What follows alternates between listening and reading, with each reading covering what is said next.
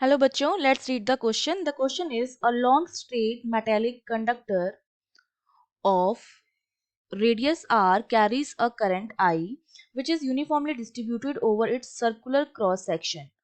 Find the magnetic field induction at a point at distance r from the axis of the wire when the point lies outside and inside the conductor. ठीक है, तो हमें दो points पर magnetic field निकालना है। एक तो जो है वो उस मेटेलिक कंडक्टर के अंदर है और एक इस मेटेलिक कंडक्टर के बाहर है। तो देखिए, इसको सॉल्व करने के लिए जो हमारा की कॉन्सेप्ट रहेगा, इसके लिए हम यूज करेंगे एम्पियर का सर्किटल लॉ। ठीक है, इसको यूज करने के लिए हम एम्पियर लॉ यूज करेंगे और एम्पियर लॉ कहता है कि किसी भी क्लोज लूप के सराउंडिंग जो इंटीग्रेशन होता है बी डॉट डी एल का, that is equals to mu not I के बराबर होता है। और आई है उस क्लोज लूप में फ्लो होने वाली करंट, म्यू नॉट आपकी परमेबिलिटी है, बी आपका मैग्नेटिक फील्ड है और डी एल जो है वो उसका क्या है, सरकमफेरेंस है। ठीक है, तो अब देखिए हमारे पास सिचुएशन क्या है। मेरे पास एक मेटेलिक वायर है कुछ इस तरह का, ये मेरे पास एक मेटेलिक वायर है, ये मैंने वायर ले लिया मेटेलिक वायर, ये इस तरह से। ठीक है, ये उसकी एक्सिस हो जाएगी। इस एक्सिस के एक तो इनसाइड पॉइंट पर निकालना है और एक आउटसाइड पॉइंट पर निकालना है। ठीक है, आउटसाइड पॉइंट तो ये हो गया किसी भी आर डिस्टेंस पे पी पॉइंट हमने ले लिया है। अब इसके लिए एम्पियर सर्किटल लॉ क्या कहता है, हम जिस पॉइंट पर मुझे मैग्नेटिक फील्ड निकालना है उस पॉइंट को लेकर मैं क्या बनाऊंगी, एक क्लोज लूप बनाऊंगी इस तरह से। ठीक है, इस तरह से मैंने एक क्लोज लूप बना दिया। अब उस क्लोज लूप के लिए हम क्या लगाते हैं, एम्पियर लॉ लगाते हैं। तो हमें दे रखा है कि ये जो स्ट्रेट मेटेलिक कंडक्टर है उसमें आपकी कितनी करंट फ्लो हो रही है, आई करंट फ्लो हो रही है। और ये पूरा का पूरा कंडक्टर इस क्लोज लूप के अंदर आ रहा है, जो हमने एम्पियर का क्लोज लूप लगाया है। इसका मतलब इस क्लोज लूप में भी कितनी करंट फ्लो हो रही होगी, आई करंट फ्लो हो रही होगी। तो इसके लिए मैग्नेटिक फील्ड कितना आ जाएगा, देखिए अगर इसका मैं ये वाला सेक्शन भी बनाऊं, फ्रंट व्यू बनाऊं, ये कुछ इस तरह का होगा। ये उसका सेंटर हो गया है। ठीक है, ये इसकी रेडियस आर हो गई है और हमें निकालना है इसके आउटसाइड किसी पॉइंट पर। ठीक है, ये वाला हमारा पॉइंट जो था उसके आउटसाइड पॉइंट पर था, इसका मैंने इस तरह से क्लोज लूप बना दिया है।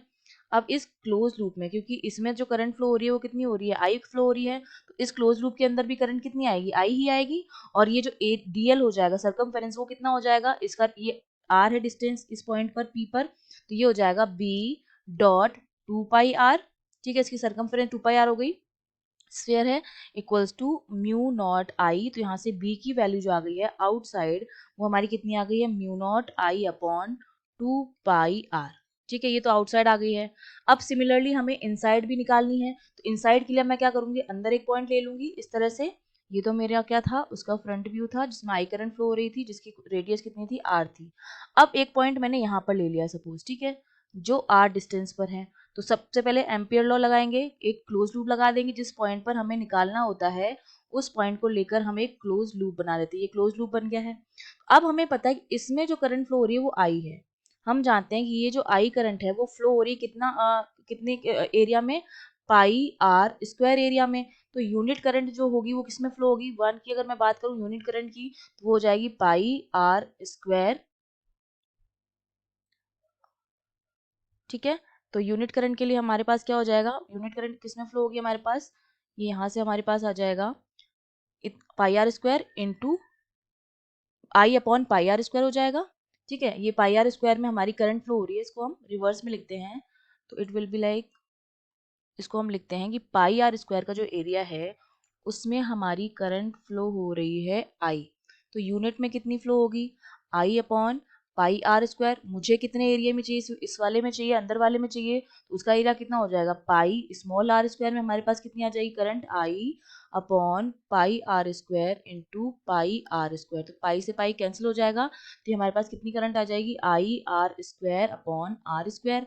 अब हम एम्पियर लॉ लगा देंगे। एम्पियर लॉ हमारा क्या कहता है, integration B dot D L that is equal to mu not I, और ये आई कौन सी आएगी, इनसाइड करंट। ठीक है, तो ये हो जाएगा बी डॉट डी एल की वैल्यू हमारे पास कितनी हो जाएगी, टू पाई